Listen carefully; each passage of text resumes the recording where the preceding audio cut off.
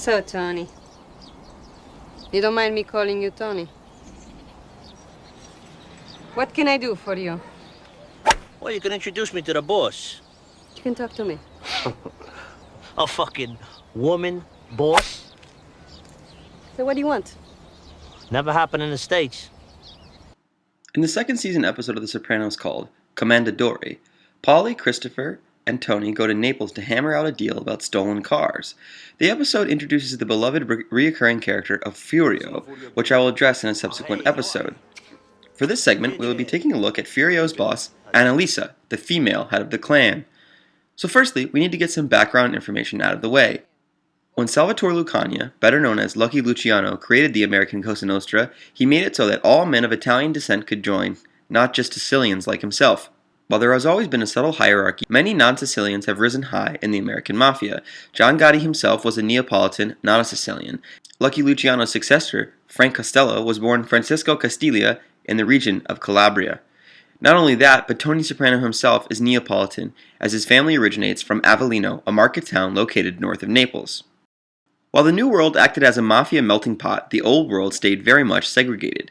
The Sicilian mafiosi often saw members of the Camorra as undisciplined and ostentatious. This does not, however, mean that the Camorra itself was not strong, and both the Sicilian mafia and the Camorra often work closely on various criminal operations. The Camorra works more as a federalist structure. Small clans govern their turf while allying or fighting with neighboring clans. Sometimes, a clan will go around swallowing up smaller clans, building a massive network and power base. These arrangements can just as easily splinter and descend into civil war. Clans, or groups of them, can rise and fall and sometimes be wiped out altogether. In addition, out of the ashes of a fallen clan, one or more can be born. This Medusa-like quality makes things tough for law enforcement. Busting one clan means another is likely getting stronger or being created from the remnants. So now that we understand this distinction, we can delve further into the character of Annalisa. While Tony is incredulous that a woman could be the boss, the idea is not so strange if one simply looks at the history of the Camorra. One of the most famous women involved in the Camorra was a teenage beauty queen named Pupetta Maresca. Pupetta means doll. Her real name was Azunta. While several months pregnant, she gunned down the man who shot her husband, Pasquale of Nola, a Camorra boss that extorted the Neapolitan fruit and vegetable market. The resulting trial made her a media sensation. Despite her best efforts, she was jailed for the vengeful murder. Over the course of the trial, it was revealed that she came from a powerful Camorra family. Likely, her marriage to Pasquale Simonetti was sealing a pact between the two clans. After serving her sentence, Pupetta was released, where she continued to consort with gangsters, marrying Umberto Amaturo, a powerful boss and drug smuggler. In this instance, Pupetta was not herself a boss, but was not squeamish about getting involved in the family business. The character of Annalisa more likely took her inspiration from two famous women of the Camorra, the first being Camorra boss Ermina Giuliano. Ermina Giuliano was the sister of the famous Luigi Giuliano, who ran the Giuliano clan from the 80s into the 2000s before becoming a pentito or repenter, as reformers are known in Italy. The clan had been started by their father in the Forcella section of Naples, the tight, winding city center also known as the Casbah. They were involved in drugs, cigarette smuggling, extortion, gambling, and sports betting of all kinds. Luigi was well respected in the underworld community and had powerful allies with other clans. He also was a close personal friend with soccer legend Diego Maradona.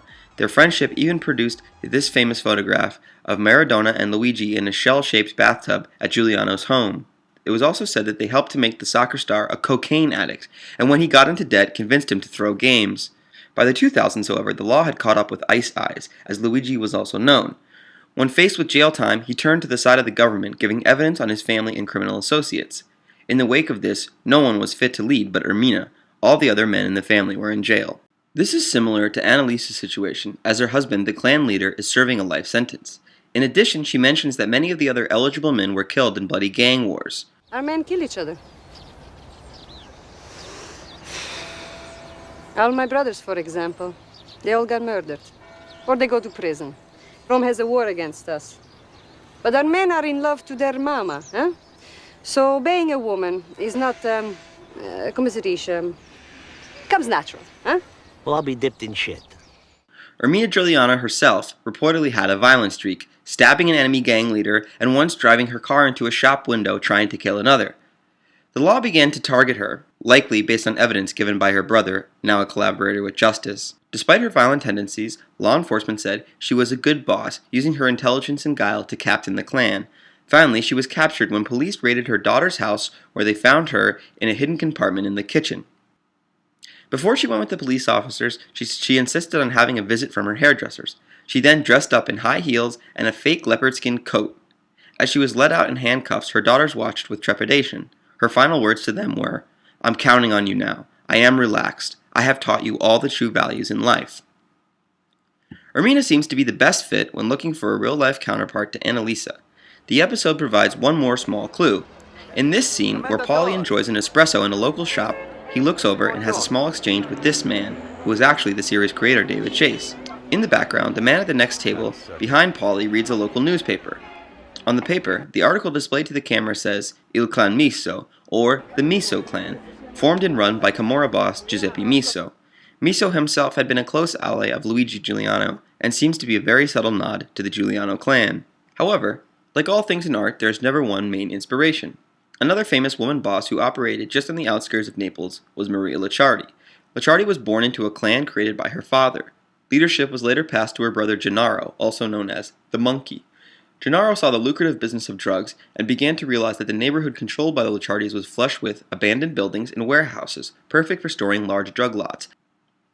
Gennaro was, however, arrested and died of blood poisoning in prison in 1994. Not only that, but another brother of Maria's and her husband, who was also a Camorristi, were both jailed as well. This left it up to Maria to run the clan. The clan, already firing on all cylinders, especially in drugs, began to join a group of clans from the north of Naples.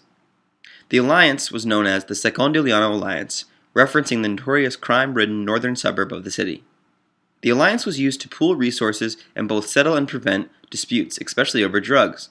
The clans would pool money on drug lots, find stash houses, provide security, packaging, and distribution.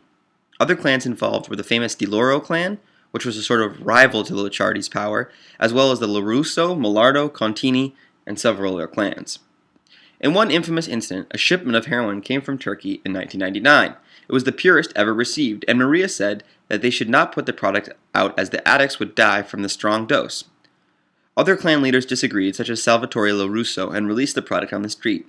Addicts died in droves, and police stepped up investigations and surveillance, putting the squeeze on the business. Looks like they should have listened to Maria. The intense police pressure sent Maria underground, where she lived as a fugitive before she was finally arrested and imprisoned. During her 2 years as a fugitive, she waged a bloody war with the rival clan and bombed the offices of one zealous police officer who was on her tail. Once, the police raided her suspected hideout to find a grand piano, marble floors, and a jacuzzi. During the entire time she was hiding, she never left the northern suburbs of the city. The police finally caught her as she was being chauffeured through the city by her sister.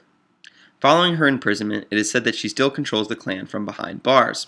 So as we can see, the tradition of woman involvement in the Camorra activities is nothing new. Giuliano and Licciardi were both in charge of large clans presiding over a vast criminal network, and are not the only women of the Camorra to do so, just two of the most famous examples. This is likely where David Chase took his inspiration in creating the character of Annalisa. Buongiorno.